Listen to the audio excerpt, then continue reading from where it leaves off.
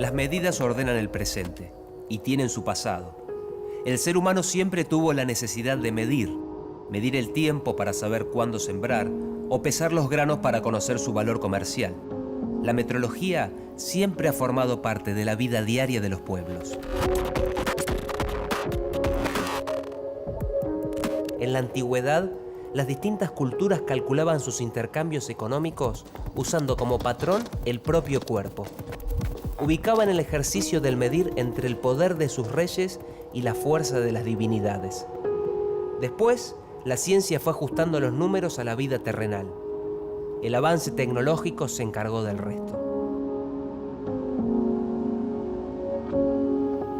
Historia de las medidas, o la metrología, ciencia con prehistoria.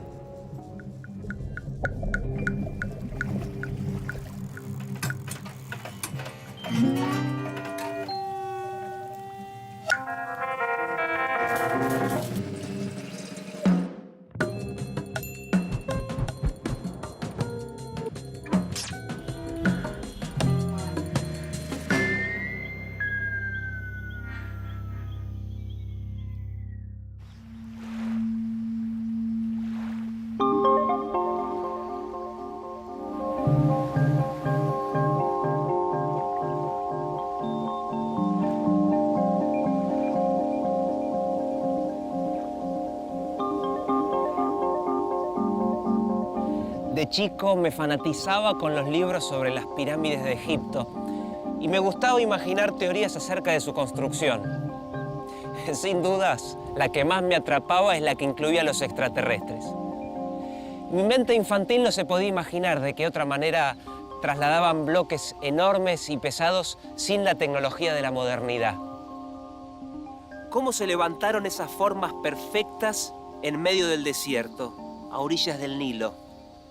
¿De qué manera lograban ese encastre perfecto? La respuesta tal vez esté en la medida de la piedra. Los egipcios montaron un riguroso sistema de trazabilidad metrológica que les permitía pensar estructuras magníficas, como las pirámides. Su unidad de medida de longitud era el cúbito, la distancia entre el dedo medio y el codo. Un detalle, había que calcularlo en el brazo del faraón. Los ingenieros fabricaban un patrón en mármol. Sus capataces, los que trabajaban en la pirámide, lo copiaban pero en madera. Cada luna llena debían comparar la vara con el cúbito de mármol para comprobar que seguían midiendo lo mismo. Si no lo hacían, ponían en peligro sus vidas.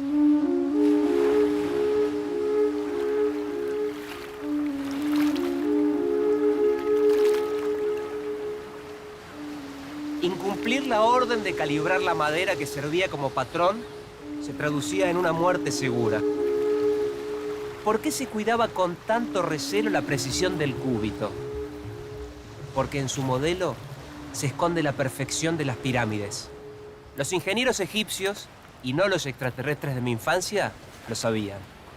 Si uno observa cada parte de la construcción, se advierte que el encastre es perfecto. Las piedras se cortaban en lugares distintos, pero eran todas iguales.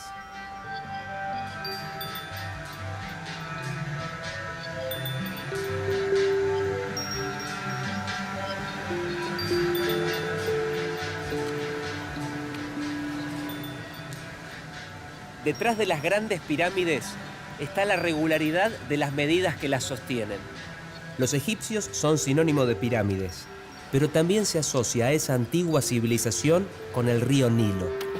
Todos los veranos, en la época de las lluvias, sus aguas inundaban la región y al retirarse dejaban las tierras fértiles, listas para la siembra. Pero antes de sembrar, había que medir.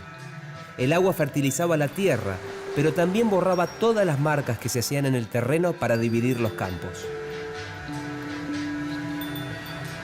¿Cuántos cúbitos le tocaban a cada uno? La necesidad de hacer estas mediciones dieron origen a la geometría.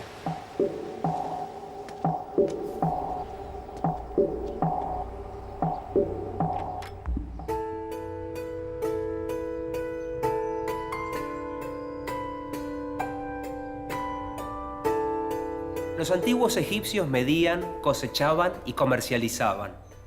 Para pesar, utilizaban una balanza parecida a esta. Los dos platillos, además, jugaban un papel importante en las creencias religiosas. El Libro de los Muertos relata el modo en que el dios Anubis pesaba el corazón de los difuntos para decidir el pasaje a la vida eterna o para disponer el peor de los destinos.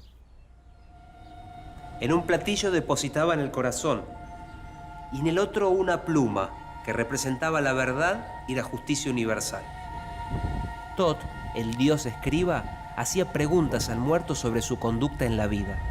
De acuerdo a las respuestas, el corazón disminuía o aumentaba su peso.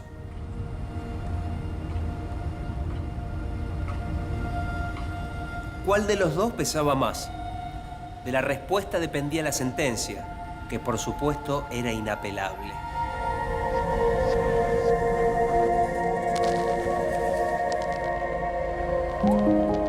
Si el veredicto era positivo, el corazón era recibido en el reino de Osiris.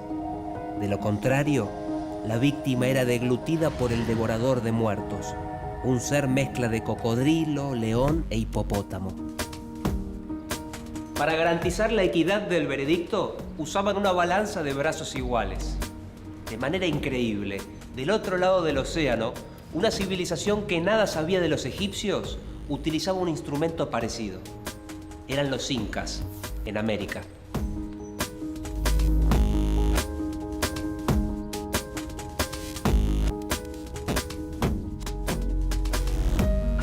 En África, los antiguos egipcios se valían del cúbito.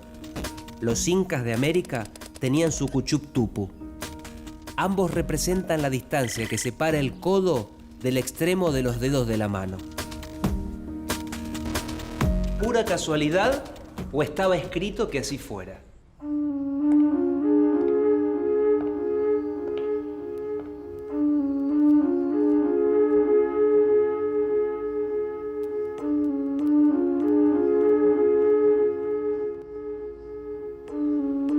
Religión y medidas, juntas para una misma foto.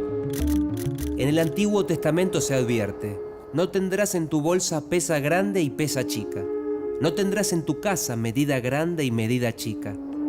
Pesa exacta y justa tendrás. Medida exacta y justa tendrás, para que tus días se prolonguen en la tierra de Jehová.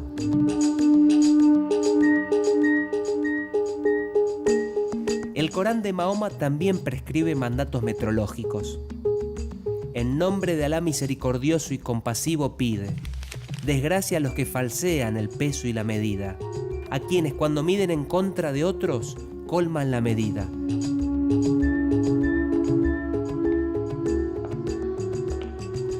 Las culturas más antiguas dirimían sus mediciones con Dios, pero las usaban en el barro diario de las transacciones económicas. Para establecer los primeros patrones, los hombres buscaron un molde cercano. Tan cercano como poco preciso.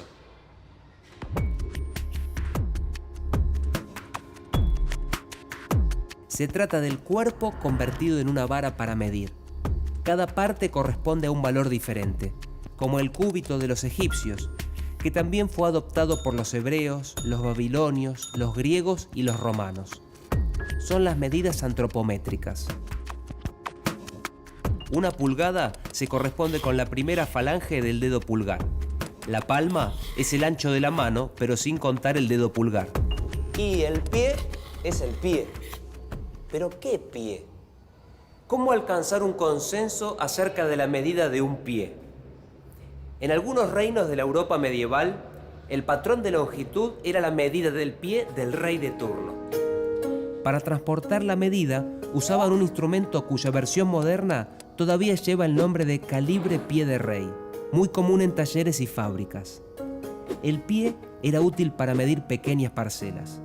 En mediciones más chicas se usaba la palma y para menores longitudes el dedo y la pulgada.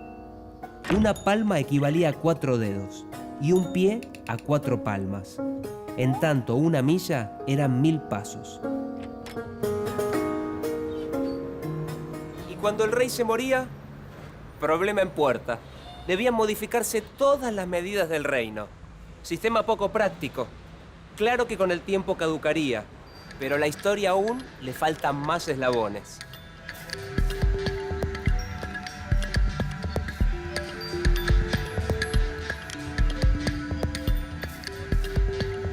La Edad Media es un mapa fraccionado de Europa en feudos y reinos con señores y reyes que dirimen poder, cada uno a su estilo y a su conveniencia.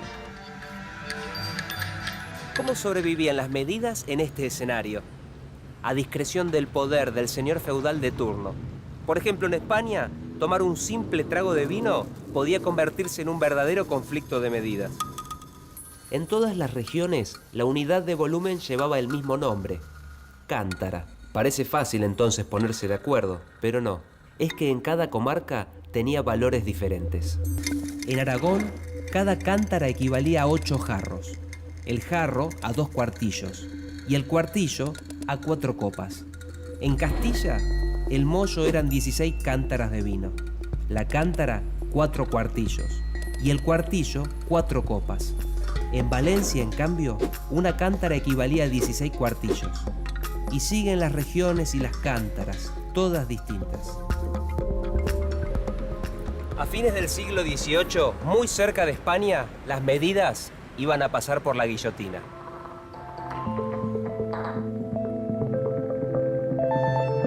...1791, Francia. En la efervescencia de la Revolución, la Academia Francesa de las Ciencias estableció como unidad de longitud la 10.000.000ª parte de un cuarto del meridiano terrestre. Se trataba nada más ni nada menos que del metro que ingresaba a escena. Llegaba para modificar toda la estructura de las mediciones.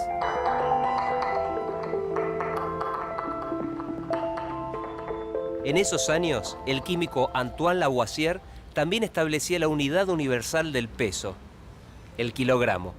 Fue definida a partir del metro, como la masa de un decímetro cúbico de agua a una atmósfera de presión y la temperatura de su máxima densidad, 3,9 grados centígrados. Metro y kilogramo. De ahí en adelante, la modernidad de las medidas. Lavoisier se desempeñó además como secretario del Tesoro francés, el de la monarquía. Su vida iba a terminar de manera drástica, en la guillotina de la Revolución. Poco antes de ser decapitado dijo: «Nada más grande ni más sublime ha salido de las manos del hombre que el sistema métrico decimal». Estaban haciendo una nueva era en la metrología.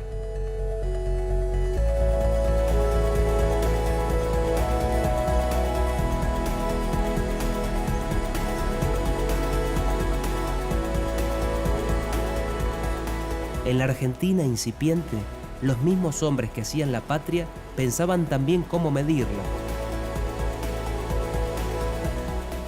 A fines del siglo XVIII y principios del XIX, las noticias viajaban al ritmo lento del barco en el océano. En Buenos Aires, mientras inscribían sus revoluciones, los próceres escuchaban las innovaciones metrológicas que pensaban los europeos.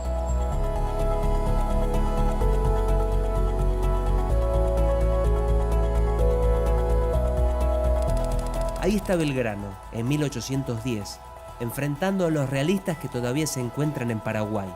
El hombre, que además de militar es periodista, economista y sociólogo, escribe un reglamento para ordenar el régimen político y administrativo de la región. En el artículo 14, intenta normar el uso de las medidas para que sean justas. Artículo 14. Como el robo había arreglado los pesos y medidas para sacrificar más y más a los infelices naturales, mando que se guarden los mismos pesos y medidas que en la gran capital de Buenos Aires, imponiendo la pérdida de sus bienes y extrañamiento de la jurisdicción a los que contravinieren a él, aplicando aquellos a beneficio del Fondo para Escuelas.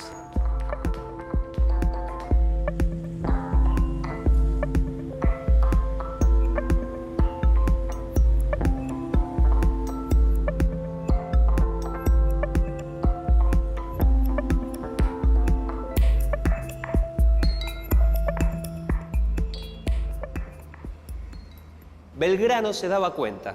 La poca claridad en las unidades de medidas contribuía a perjudicar a los más débiles. También advertía que debían unificarse los criterios en todo el territorio. Un adelantado. Otros dirigentes tomarían su posta. 1835. El gobernador de Buenos Aires, Juan Manuel de Rosas, promueve un proyecto de ley para ordenar y unificar los sistemas de pesas y medidas. Así, por ejemplo, se instituyó la vara como el ancho de la nave central de la catedral, señalando sus puntos extremos en 2 piedras mármoles embutidas en los 2 muros laterales.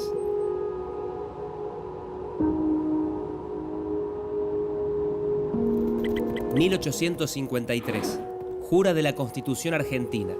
Las provincias le ceden a la nación la atribución de establecer un sistema nacional de unidades. 1857. Domingo Faustino Sarmiento, un hombre que mira hacia Europa, impulsa un proyecto de ley para que se acepte en la provincia de Buenos Aires el sistema métrico decimal. Pero los problemas políticos derivados del conflicto entre Buenos Aires y la Confederación Argentina impidieron la puesta en práctica del proyecto de Sarmiento.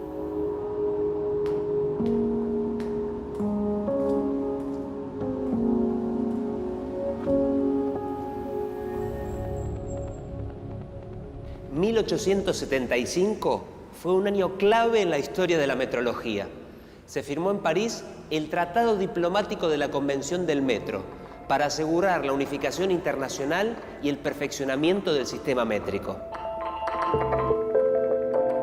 18 países firman la Convención del Metro, acuerdo diplomático que aún hoy rige la metrología en nuestro planeta. Nuestro país estaba representado por su embajador, don Mariano Balcarce, el yerno del general San Martín.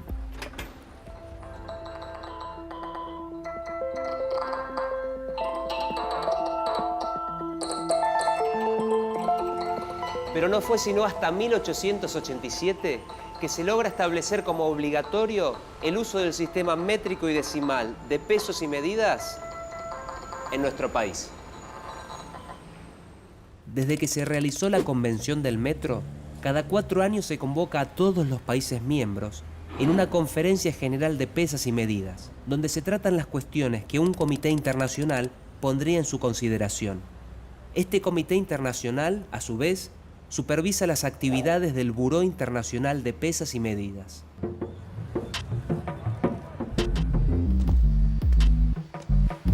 El sistema métrico decimal se instituyó finalmente a fines del siglo XVIII como forma hegemónica del medir. Pero no le fue tan fácil. Hubo rebeliones y aún hoy existen comunidades que se resisten. En Brasil todavía se recuerda la revolta do quebra-quilos. En 1872, el gobierno brasileño adoptó el sistema métrico decimal y comenzó la batalla. Entre 1874 y 1875, el nordeste del país se levantó en contra de un enemigo inaudito, el kilogramo. Los pobladores ingresaban a las ferias y destrozaban las cajas que guardaban el nuevo patrón de peso. Estaban seguros de que las nuevas equivalencias perjudicaban su economía y querían volver a la onza y al quintal.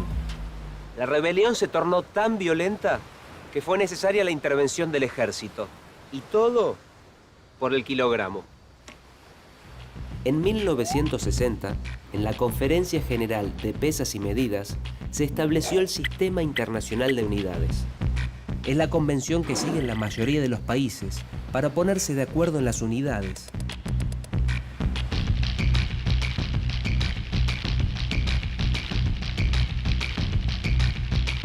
Hoy, los patrones dejaron de establecerse por modelos materiales. Ahora se calculan a través de complejos experimentos físicos. Solo el kilogramo continúa representándose a través de una pesa que está en el Buró Internacional de Pesas y Medidas en París. En el principio de la metrología, la historia se contaba en unidades de masa, longitud y tiempo. Después se unieron otras magnitudes físicas más sofisticadas: temperatura, electricidad, intensidad luminosa y cantidad de sustancia. Hoy las medidas son sinónimo de tecnología.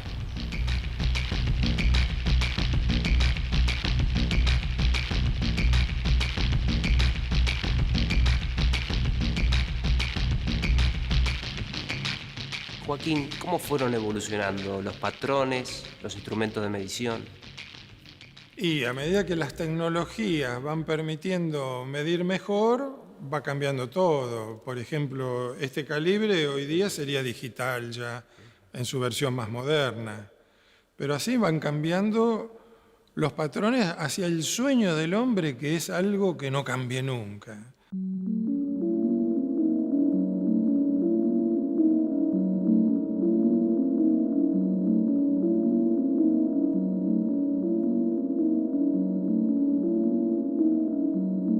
Y hoy día pensamos que lo que no cambia son las constantes fundamentales, como la velocidad de la luz o la carga del electrón.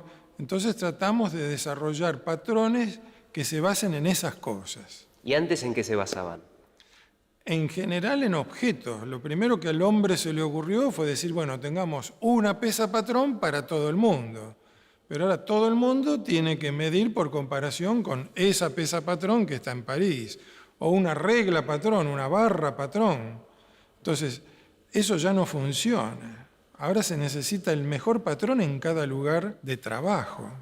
Y para eso, si está referido a cosas inmutables como las constantes físicas, bueno, lo iremos haciendo cada vez mejor, pero su definición va a estar fijada en una constante física.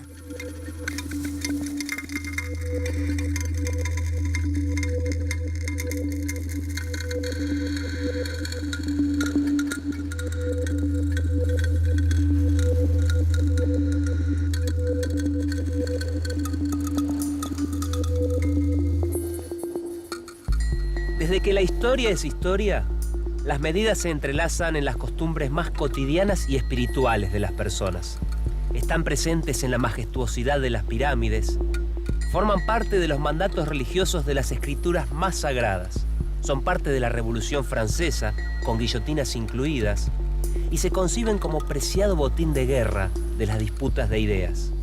Hoy, la tecnología las lleva hasta el máximo de sus posibilidades. Y el relato continúa.